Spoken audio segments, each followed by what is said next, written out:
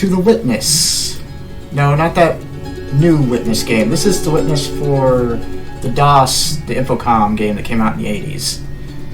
So let's get over to DOSBox. First, let me turn on chat here.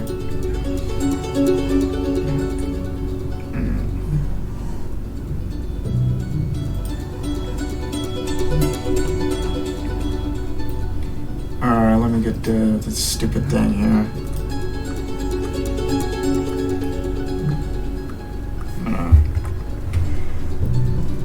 Let me see here. I don't want it to be that big because people need to see what I'm doing. So let me see here. Mount E slash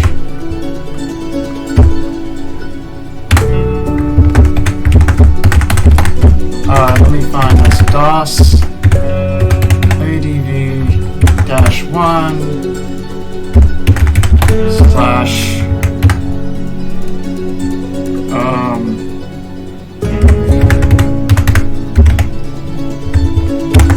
one slash the wit dash one.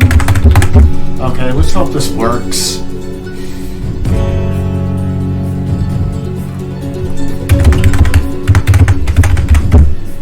Oh, okay.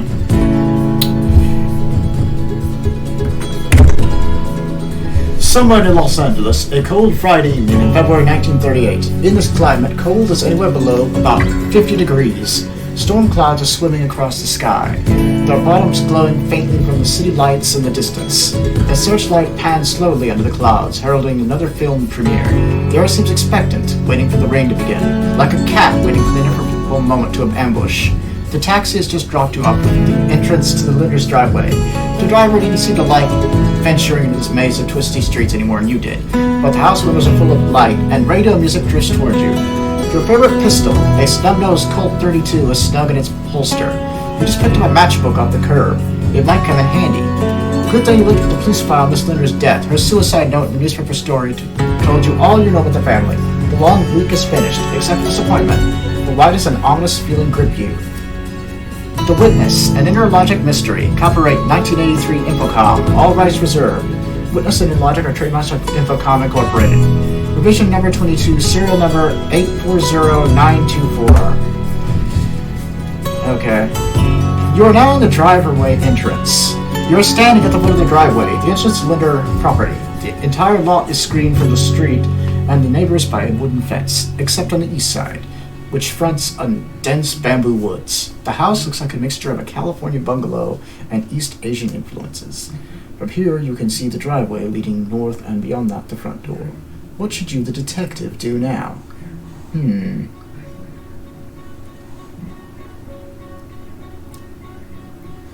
Well, says we should go north twice, so let's do that. You're now on the driveway. The driveway, paved with pea stone, runs from the entrance to the south end of the curve to a two-car garage at the east end. North of you is the front porch, the entrance to the house. What next? Well, let's go north again. You are now on the front porch. The front porch is an alcove, sheltered from the weather by the walls and overhanging roof. A yellowish electric light hangs to the closed front door to the east, giving a dim view of the driveway to the south and the front yard behind a gate to the north. The gate is closed. A doorbell glows at you, almost daring you to ring it. Well...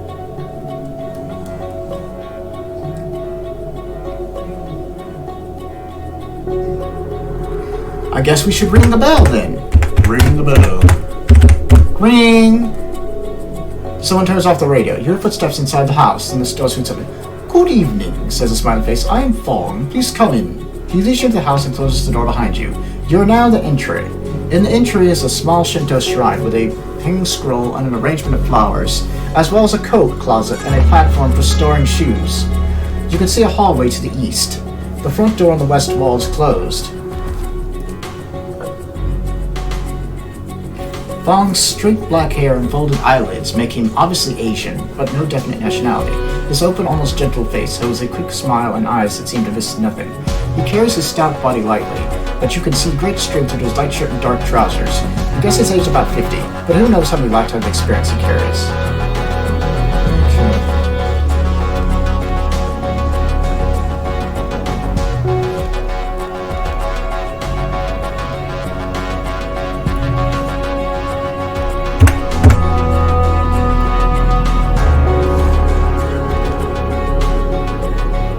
I believe Linda's in the living room. Please follow me. He leads you north along the hallway.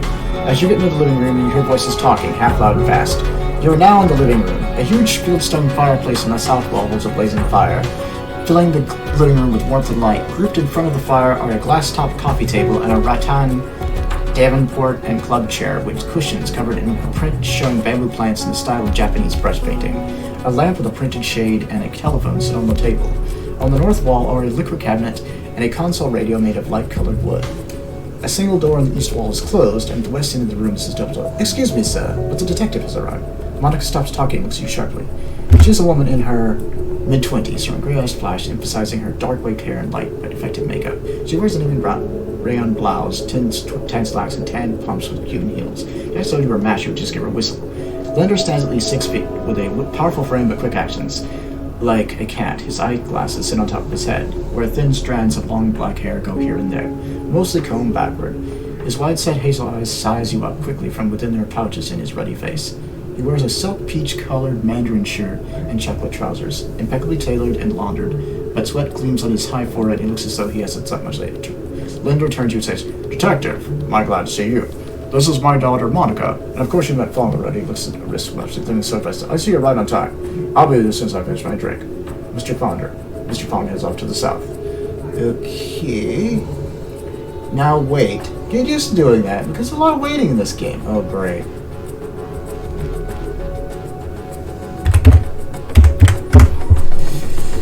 Time passes. Suddenly a clap of thunder rolls across the hills outside. Well, when a lightning flash outside, 2 seconds later, thunder rattles the house. You get tired of seeing is listening and what next, and you're now in the from here on the process is much shorter. Okay.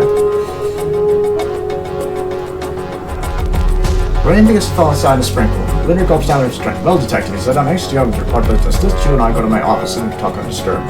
He takes you by the arm and leads you through the hallway, just south entry.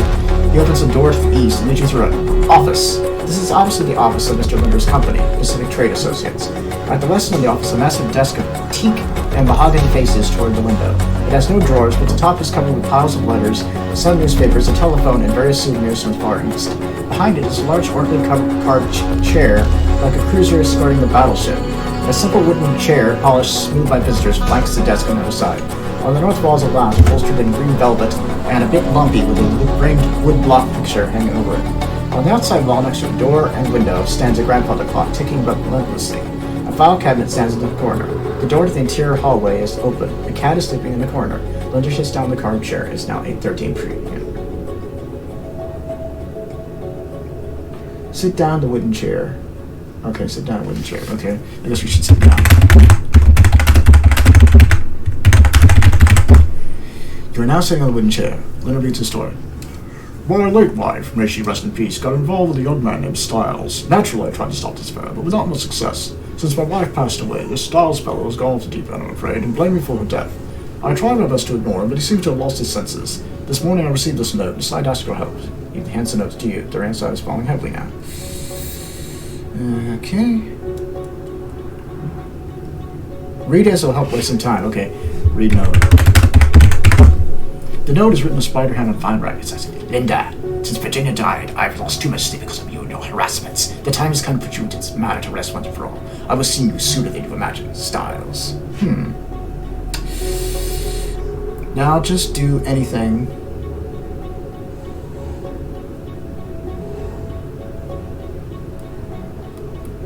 Oh. In any case, you just have to keep waiting. Okay. Show matchbook to Linder.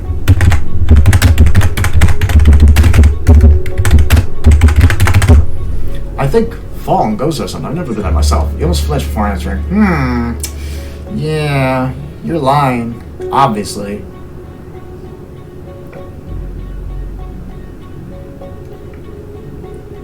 Okay, we just have to keep waiting. Okay, this is not what you're waiting for. However, so keep on waiting. Oh, great. The rain outside begins to taper off. It's now 8:26 p.m. The rainstorm outside passed now. The clock chimes once more to match 5 hours. It's now 8:36 p.m.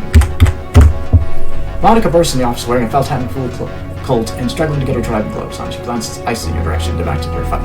"I'm out of the fish like Terry, Dad. Goodbye." Saying briefly but firmly, burying her head in his shoulder, he pushes you up her way and says, You're leaving now? I thought you were time to detective here. What about the turn of my life? He has a heart look of an orphan pup. She answers. You don't need me here. I need to go out now and then. I'm not like mother, you know. Tears well up her eyes, but she brushes them away before they drop. She turns to leave. Do you want to keep waiting? Yeah, because it says that's not what we're waiting for. Finally, the murder will occur. Wait, what?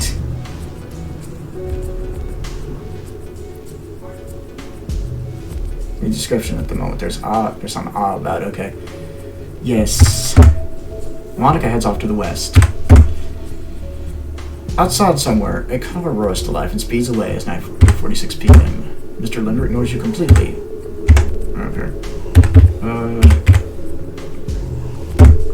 It's now 8:57 p.m. The clock chimes 9 times. You hear the doorbell ring. Linder turns the door and says, I don't think Fawn starts the doorbell yet. You're sure the bell is same as Stars!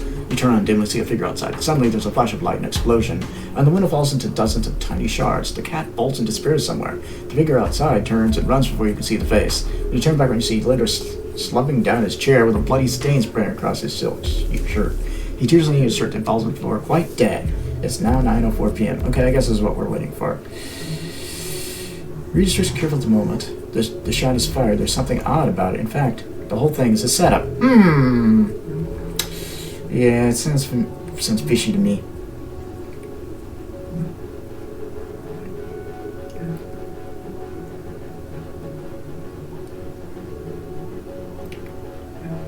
Okay.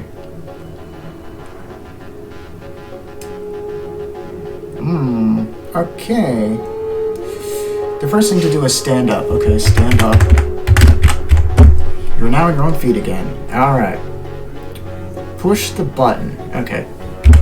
Push button. You hear a clicking sound in the direction of the clock.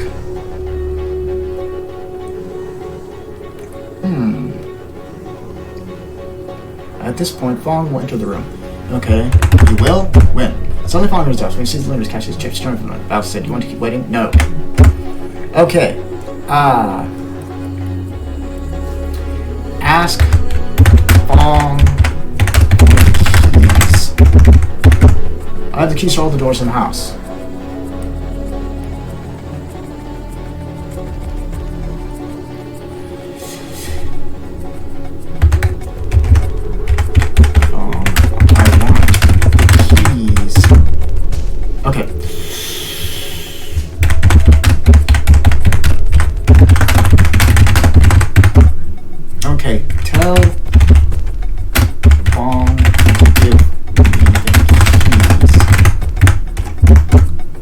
Here, you may as well take them. I don't see Mr. Linder can check now. Okay, thank you. Got me the fucking keys, finally.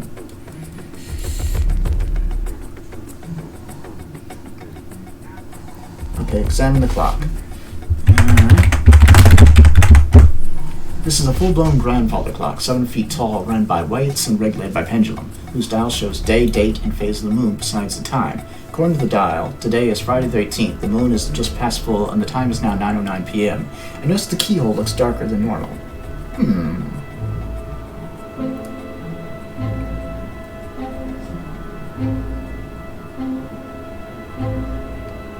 Examine keyhole. It's an impressive keyhole, wrapped in a fine brass escuon. There is some kind of powder around it.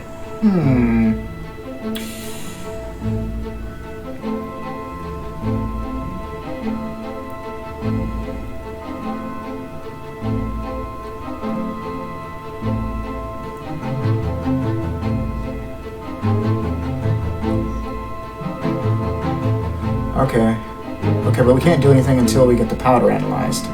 So Duffy hasn't arrived yet. Okay. Wait. Suddenly your assistant, Sergeant Duffy, appears on nowhere. Detective, I'm glad you're safe. I thought you were coming on the streetcar in case you need help.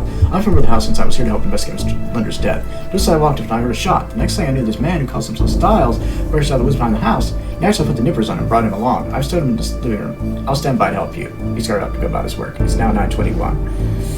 Okay.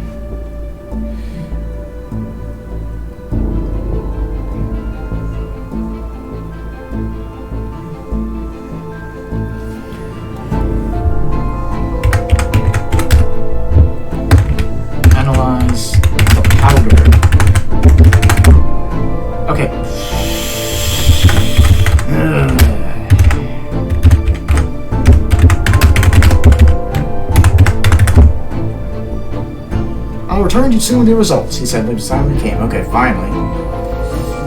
Okay. While that's being done, examine the window. Okay, examine the window. The window is a simple wooden sash, locked tight against the cold. There's some sort of electric relay on one edge, with light wires attached. All the panes of the window are cracked, and many are in pieces on the floor. A chunk of putty dangles like a wax bead along one edge of the window. You can see the end of a piece of green wire.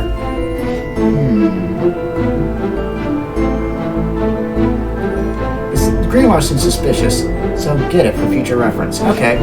Take the green wire. You're now carrying the green wire piece. Now go west into the hallway.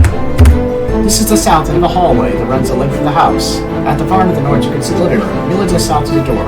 Other doors on both sides lead to other rooms. Now turns down. Wait till that.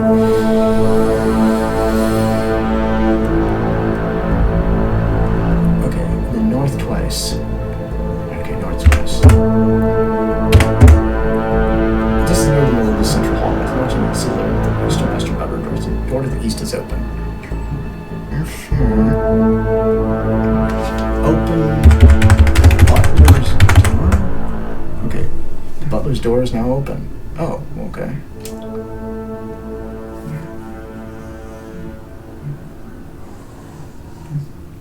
Go west into the room. This is the bedroom of the butler, Mr. Fong. It is very simply furnished. A single bed flanked by bare wooden tables sits below a closed window on the west end of the room. The floor is hardwood with no rug. The only exit is the door to the east, which is open. Another door now closed must lead to a private bathroom. A book is sitting on the bedside table. Well, it says we don't need the telegram and the notes, so let's drop those.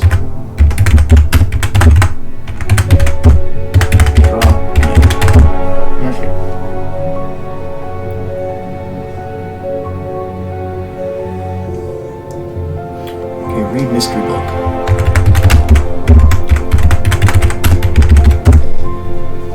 The book is a novel-length version of Deadline. A whodunit. Oh my god, that's hilarious.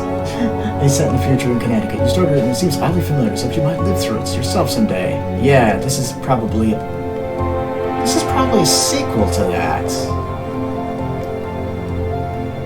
That's crazy. This is like a reference to another game. That's hilarious. Even back then they did that.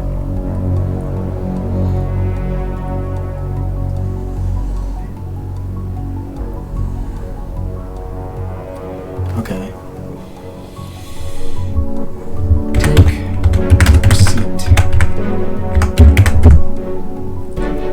Okay. Receipt. Look at receipt. Fritz's Fine Merchandise, Quick Loans, Cabesca Plain, California, number 6915.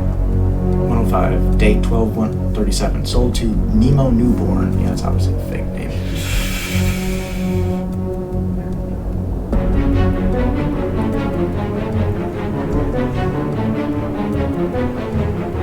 Okay, from the butler's room, go east twice to Monica's room.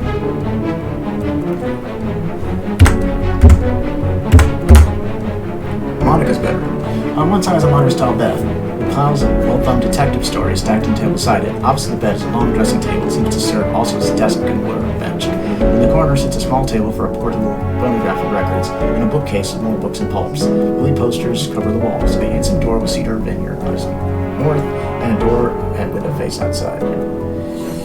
Okay, go east, enter a door. Okay, go east to Monica's bedroom.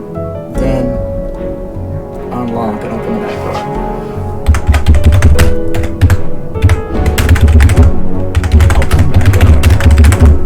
The back door is now open. Cool. Go east into the backyard. Backyard. You are on a neatly manicured lawn east of Monica's bedroom. The lawn extends east to the edge of the woods. From here you can go to a rock garden in the north, or the entrance to Linder's office in the south. There's a door in the house and window. Suddenly starting down the central door, holding his head with powder in his hands. The powder is gunpowder, as I suspected. Even a cell phone envelope for you. But Daddy leaves, handing to send the powder as he whisks away.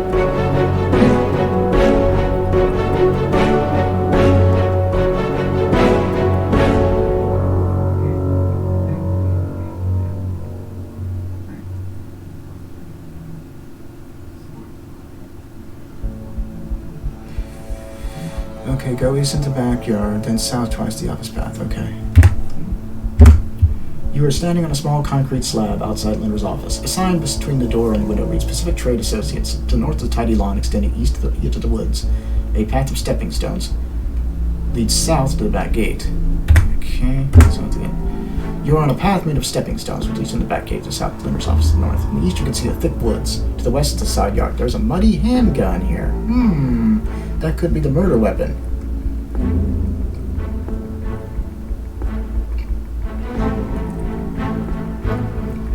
We should take the gun anyway.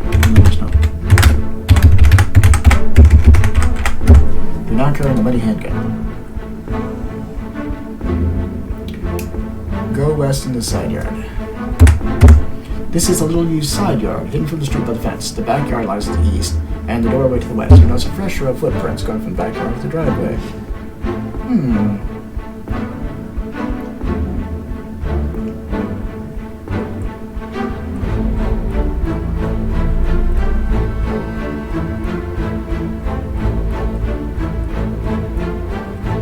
Anyway, go west again to the driveway. Driveway entrance, the north and east into the garage. The garage, like a carport, has no door to keep the cars in. Doors lead north and east. The walls are decorated with spare tires and things. Oil spouts on the floor show that the car is often parked here. The other car is a dark blue Bentley 3.5-liter sedan.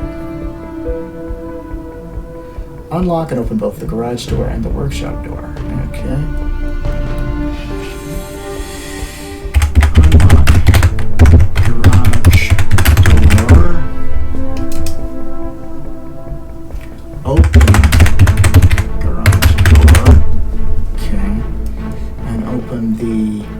Workshop door as well, okay.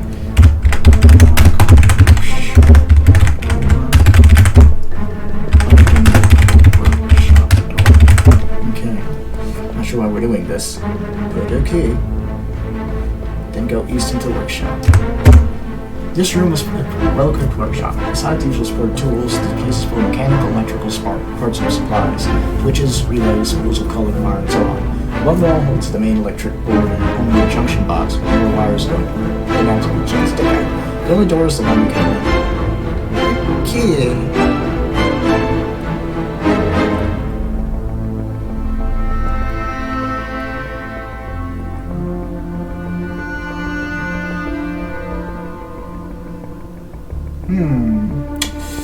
Examine spool. Which spool?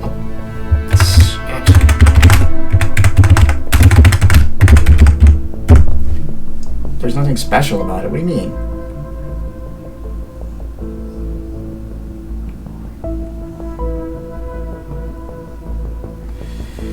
Compare green wire.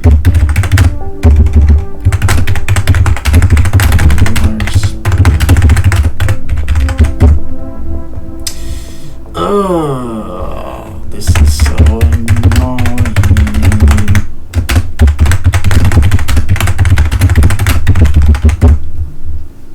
Okay, they appear to be similar, okay. I guess that's...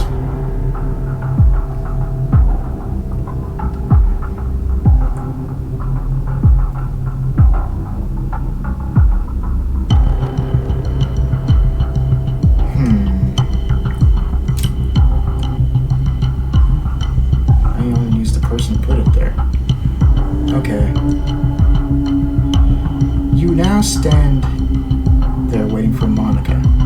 Oh God.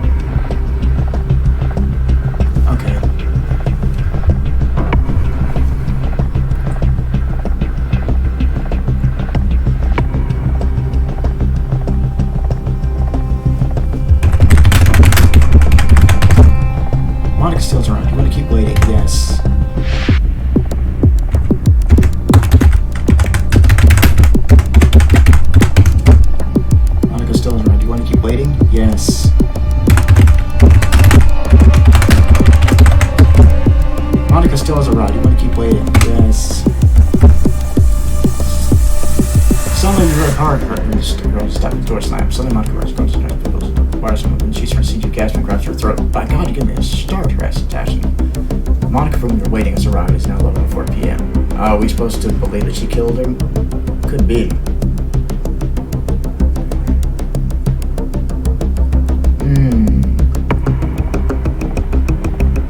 That is very suspicious that she's fiddling with the junction box.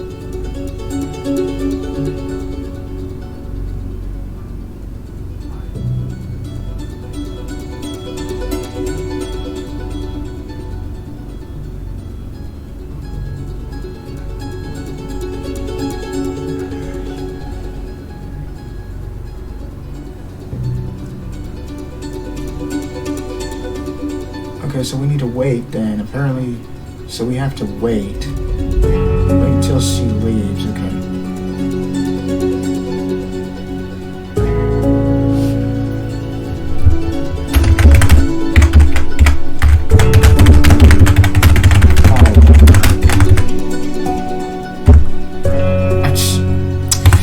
Wait for Monica. How does this work then?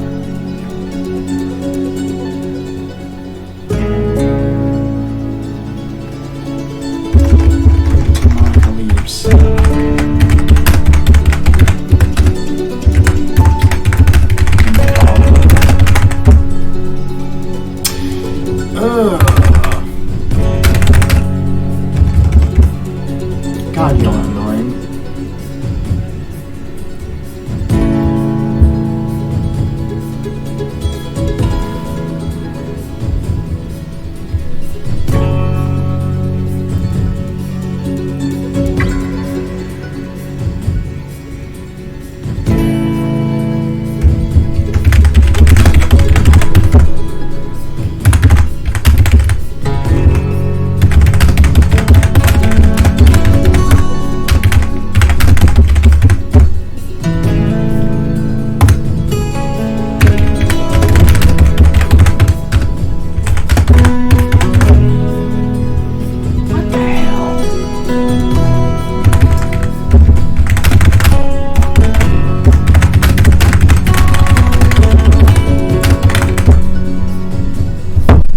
Damn, y'all suck. I swear, man, these text adventures, man, like, if you don't have the right dialogue for this stupid thing, it's like, no, we can't do that.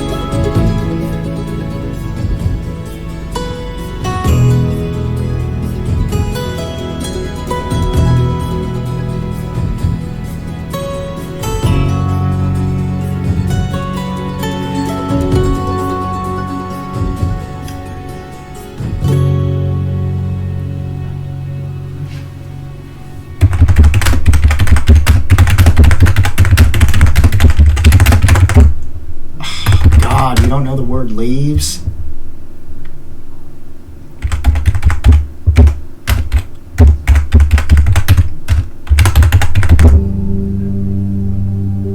God, you people suck, man.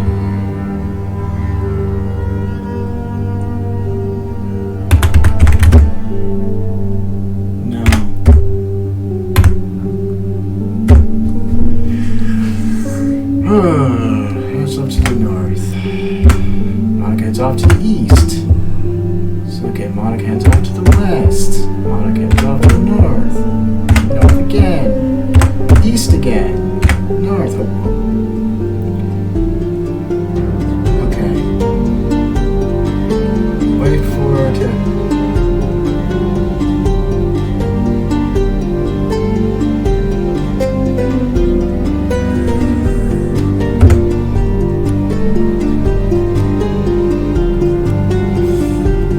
This room is only a large cabinet with counter, sink and mirror on the counter, with shaver, toothpaste on the tub and toilet must be in separate rooms. There are doors on all floors. The one on the north looks like red with one on the south like super to my order. Monica heads off to the west. Wait for her to,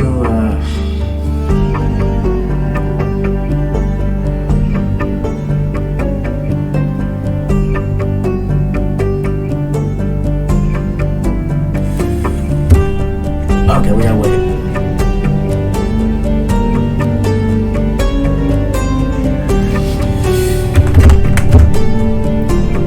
No. Okay, what am I saying? Multipast here. Ask her about Mr. Leonard.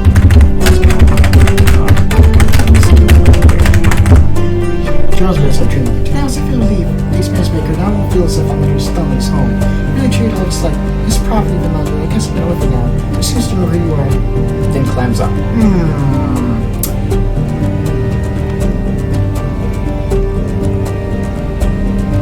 Now wait some more and she will eventually leave the room. Okay, they're following her again, this time in the office. Okay. Wait.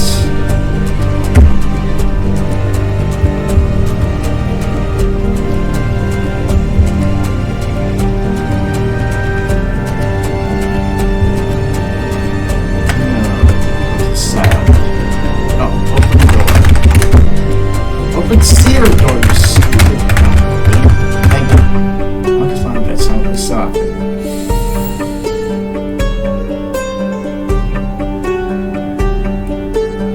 Oh.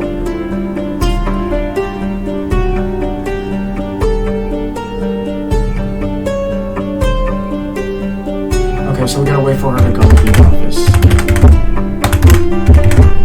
Okay, go to no. West. South. South. East. Okay, she's in the office.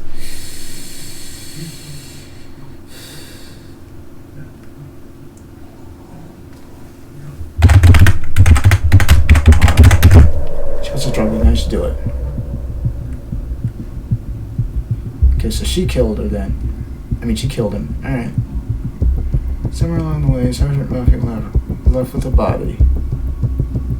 So you can't arrest her until he comes back. In the meantime, you have to find some very important evidence. So first search Monica for the key. Okay.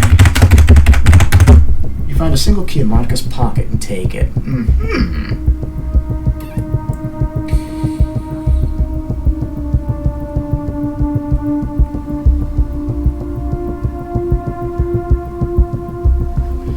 Unlock clock.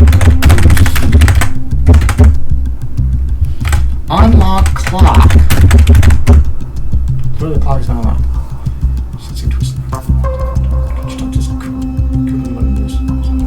It says nothing.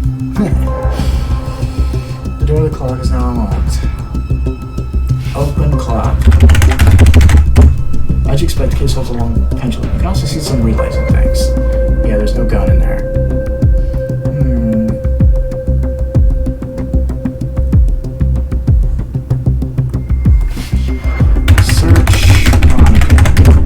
Find a handgun in Monica's pocket and take it.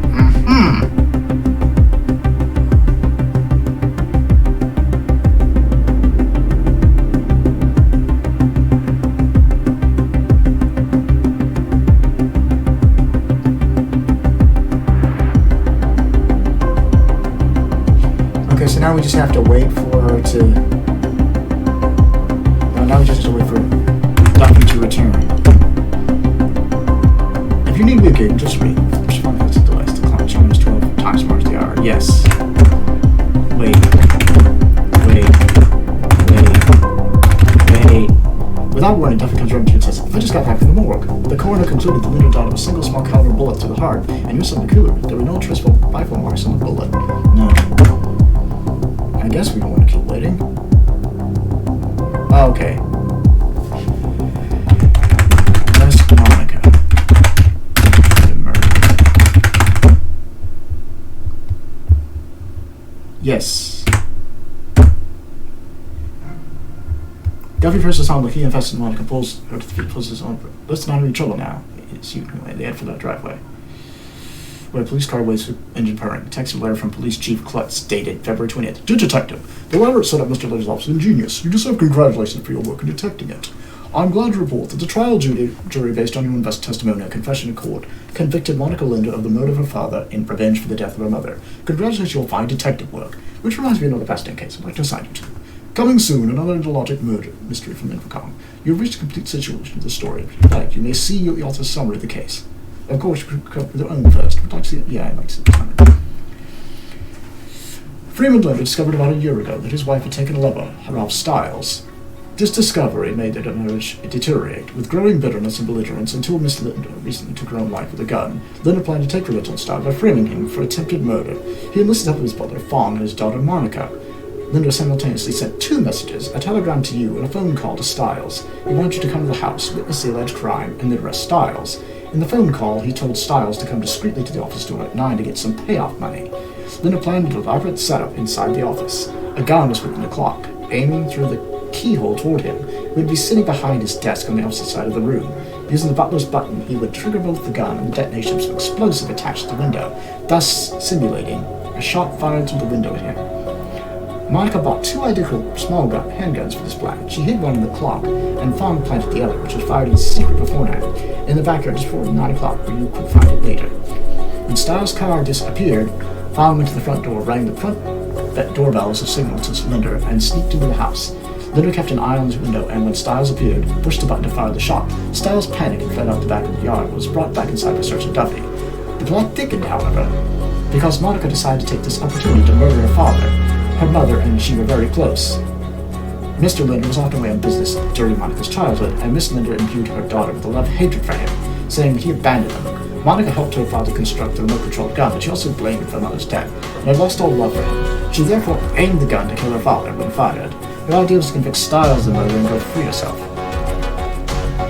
Fawn had no idea Monica's plan to resell Linder's corpse. He did not spill the beans of Linder's plan, since he also had reason to know from the scene.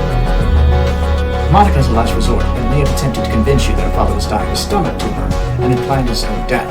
But Monica's the only one who could twisted Linder's plan to murder. The key to the lock was hidden on the person, so she had final control of the gun's aim. Okay, well that's the end of the witness.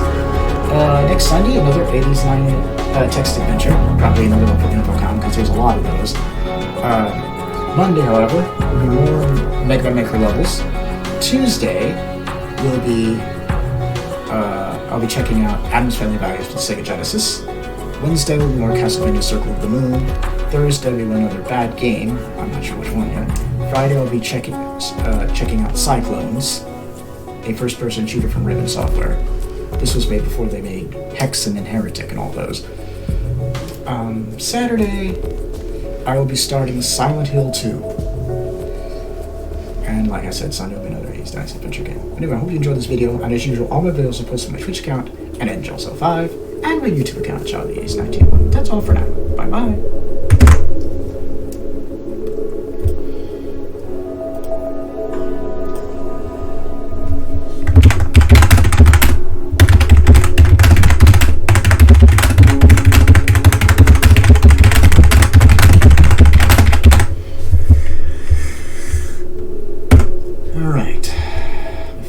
Right now, let's turn this up.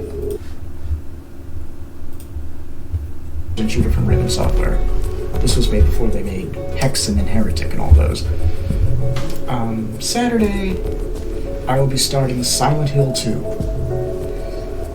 And like I said, Sunday will be another 80s Dice Adventure game. Anyway, I hope you enjoyed this video, and as usual, all my videos are posted on my Twitch account, and Angel5, and my YouTube account, CharlieAce19. That's all for now. Bye-bye.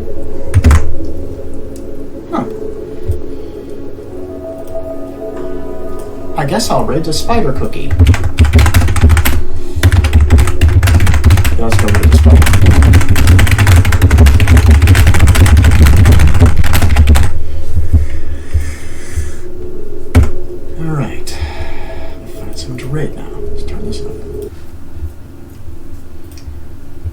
shooter from Raven Software. This was made before they made Hexen and Heretic and all that.